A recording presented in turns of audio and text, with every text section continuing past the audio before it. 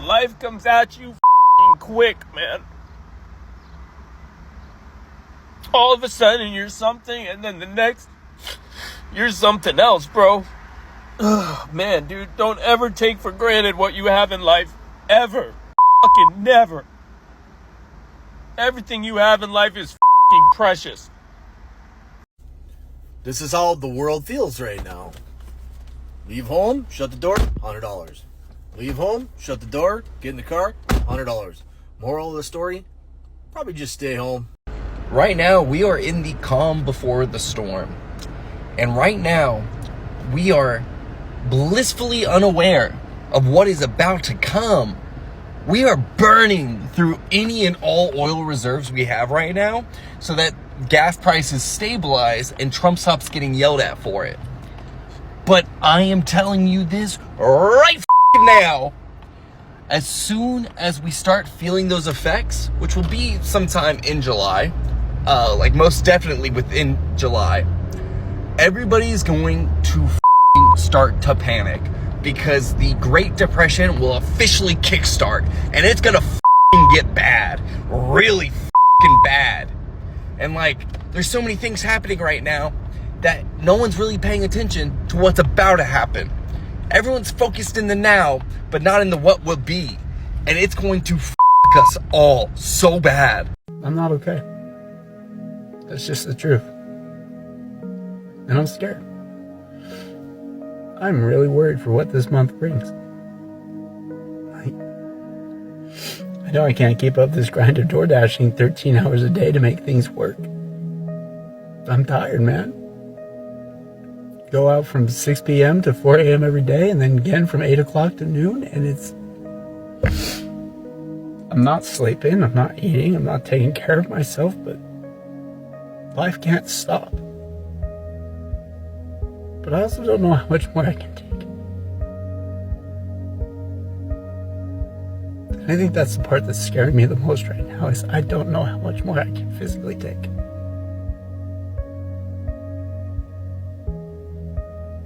So fucking tired, man. Just tired. I'm so tired.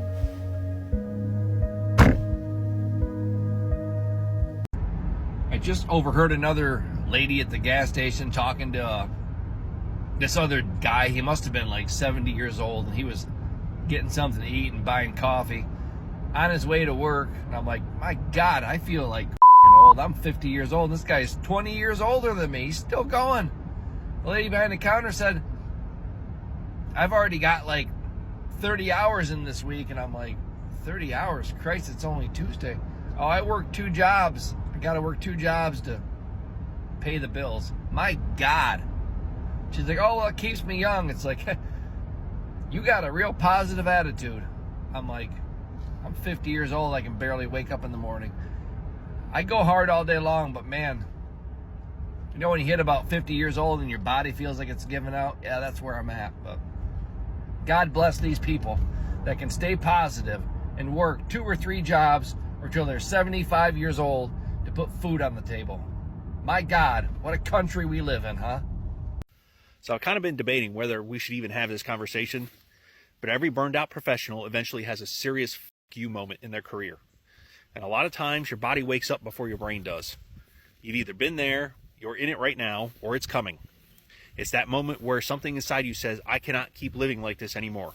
The exhaustion, the anxiety, the Sunday dread, the mornings where you wake up already feeling behind, the short temper, the brain fog, the feeling that your life is slowly being drained for you by something you used to convince yourself was just part of being responsible. And your body knows long before you admit it that this pace is not sustainable.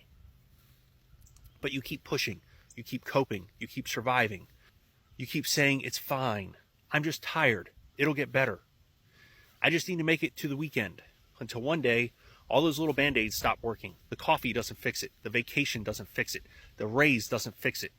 The just be grateful for it speech doesn't fix it. And if you're feeling that shift right now, I need you to understand something. That might not be a breakdown. It might be a breakthrough. It might be the moment your old life finally stops being able to hold the person you're becoming hostage. Maybe this is the end of a chapter in a career, a routine, or a version of you that no longer fits. But it is not the end of you. It might actually be the beginning of you finally choosing a path that feels aligned with who you are now. A path with more meaning, more purpose, more control, more room to breathe. Because sometimes your fuck you moment isn't a sign that you're falling apart. It's the first sign that you're finally waking up. How are y'all doing out there? Like, really, how are y'all doing? Because you notice there's people that are out here, and what they do is they wake up every single day, and then they're like, it's okay, smile, be positive, it'll get better. No. And then they tell us people that are depressed and we are acting appropriately according to what is going on, that we're sick. Let me explain something to you. Waking up every single day with a positive attitude whenever things are completely falling apart, I don't mean that you have a perspective that things are falling apart. I mean things are literally on fire and you're like, that's delusional. Being depressed and waking up every single day and then knowing that something is wrong is the appropriate response to all of this. So if I see you and you're just like, hi, I'm going to be like, get away from me, because things are bad everywhere. It's everywhere. It's bad. $100,000 doesn't scratch the surface on anything anymore. That's a huge problem. It doesn't matter anymore. I don't know how else to say this. Everything is on fire. And we need to act like it is on fire. We need to stop being delusional. In July of 2023, I quit my job, sold all my stuff, sold my car, broke my lease on my house, broke up with my ex. It's a really bad relationship for both of us. And I booked a one-way flight to Thailand. Typical passport bro story, all right? I didn't have much in savings. The job I quit was a factory job. And then I am now 3 years later still in Thailand. And my life is amazing. In fact, my life is so much better than it ever was in the US. And I get asked all the time, how do you do it? The visas, the planning, the money, how much do I need? Here's the real fucking deal, man. The only thing you need is to be so sick and tired and desperate to change your life that you are literally willing to risk your life to change it. That's it. I didn't have much money when I came out here. I didn't have any savings. My credit cards were full. Like, I didn't have any plan. I don't have a degree to get a job online. Like, I had zero plan. But my life was so bad in that factory in Kentucky. I was 280 pounds. I was sick. I was on medications. The relationship I was in was horrible. My car was shitty. I was making shitty money. I was working overnight shifts. Like, my 6 p.m. to 6 a.m., my life was in such disarray that I was literally willing to risk the future of my life to just do anything else besides what I was doing. So if you want my advice, there it is. That's step one. And then honestly, that's all you need. And it sounds really cheesy and corny to say, but you will figure the rest out once you start changing that part. I think there are millions of Gen X men and women walking around right now pretending they're financially okay, but sincerely, deep down, they are terrified. Retirement is getting closer and closer and closer, and you know you didn't save enough. I'm in the same boat. You had all that time, and you just didn't. And before somebody jumps into the comments about you should have been responsible, listen to me. Most of us did not destroy their future because we were lazy. We all worked. Life happened. Divorce happened to most of us. Layoffs happen. Some bad decisions happen. Alcohol happened. Depression. Raising your kids. Medical bills pile up to the sky. Starting over happens to most of us. And now, millions of Gen Xers in their 50s quietly realizing, I just can't afford to retire. I'm just going to work up until the day I croak. That's horrifying. It's not like that in other countries, especially when your body says, I can't do this. Especially if you've been working since 12 and you're 57 like me. I think this is part of why most Americans are maybe should consider different countries. I'm moving to Colombia. Before you lose your mind, not saying Colombia is some sort of magical place. It is to me. I'm not saying people should run away from their problems. I'm not. Still got to fix your stuff, pay your debt, your health, your discipline, your habits. You got to stop the things that are hurting you. Mostly your mindset. What I am saying, what if the answer isn't working until you literally work on Friday, die on Saturday, and then staying somewhere where you can barely live on your Social Security? What if there's another option?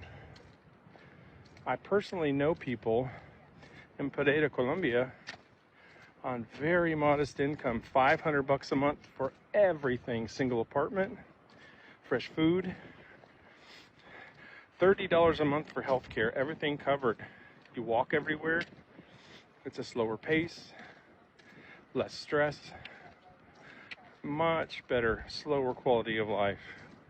And honestly, that sounds pretty effing good to me. Especially compared to the idea of being 70 or 80, still being a Walmart greeter. Because you can't, because you literally cannot afford to eat. I think Americans are starting to wake up. It's something very important. Peaceful life matters. Trying to be successful on Facebook.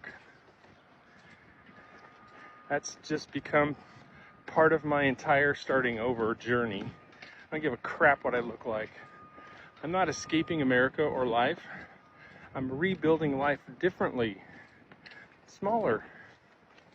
Certainly more simple. Maybe slower with my new wife. But healthier, more affordable, less stressful. Honestly, I think there are millions of Gen X folks are craving that. Not luxury, relief. You don't need a mansion, you need peace. Little apartment, everything paid for, and money left over at the end of the month with what you got.